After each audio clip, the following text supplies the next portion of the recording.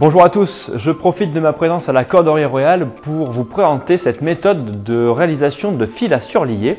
Donc c'est Loïc qui l'a un peu développé sur la Corderie avec une demande, une exigence sur du fil à surlier donc de naturel et non pas synthétique, on le retrouve assez régulièrement.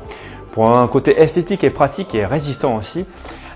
Et on le verra dans cette vidéo, quelque chose de rudimentaire, très peu d'accessoires, très peu de matériel pour le réaliser, mais une efficacité et un esthétisme remarquable.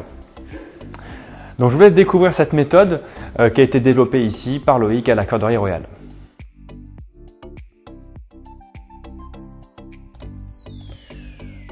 Alors Loïc commence par réaliser un nœud de cabestan avec son fil de lin, puis vient passer une nouvelle ganse de manière à avoir 3 fils. Donc la ganse s'agrandit et le courant réalise donc notre troisième brin qui nous permettra de commettre les 3 brins ensemble. On peut le faire avec 4, mais Loïc choisit de le faire à 3.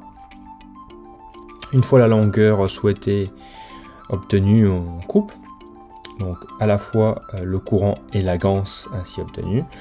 Et en revenant vers le crochet, Loïc réalise une nouvelle fois un nœud de cabestan afin que le troisième brin ne bouge pas et se tienne à la base. Puis avec ses doigts, il va venir les peigner donc de manière à ce que tous les fils ne s'en mêlent pas lors du commettage. Et ensuite, avec ses doigts, il va venir les placer de cette manière-là comme un métier à commettre.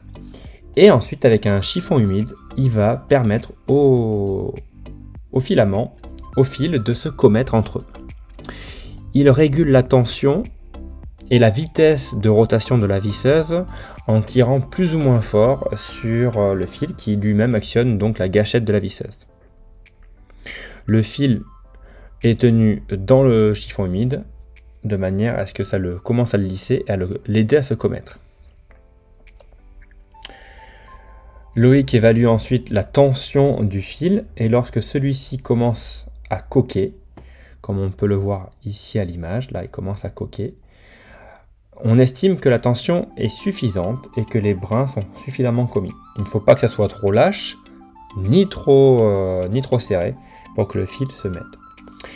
Ensuite, il finalise avec un morceau de cire d'abeille de manière à polir le fil, à ce que tous les filaments, tout ce qui compose le fil se colle entre eux, et de manière à polir le fil. Donc, il passe très rapidement dessus, de manière à faire chauffer cette cire, la faire imprégner dans la fibre, pour que le lissage et le polissage soient parfaits. Une fois terminé, il coupe l'excédent de cordage, puis il remonte jusqu'à la visseuse, retire les 3 brins, fait un nouveau nœud d'arrêt, puis il ne reste plus qu'à lever ce cordage, ce fil à surlier, qui sera prêt du coup à faire une belle surliure. Le voici terminé, et le voici ensuite en situation, une belle surliure réalisée sur un cordage en chanvre.